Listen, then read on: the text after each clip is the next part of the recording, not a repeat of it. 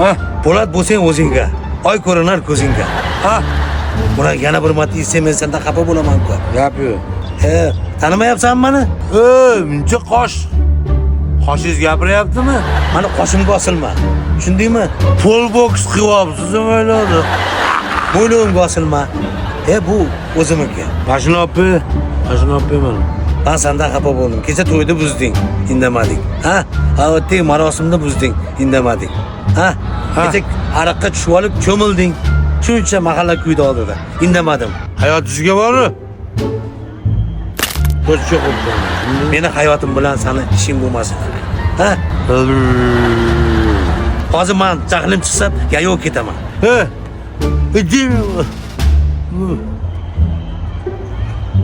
Yo'laman.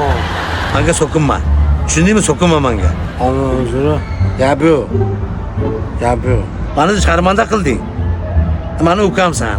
Ukamliging uchun senga indamadim.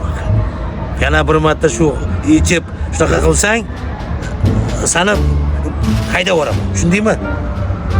Bo'ldi, bu ish takrorlanmaydi. Lekin qoshingizga gap yo'q. Qoshingizga gap. Qoshimga aralashma dedim senga. Bor, bosh og'riq bola ekansan. Senga shuncha gapirganim qayerga ketdi?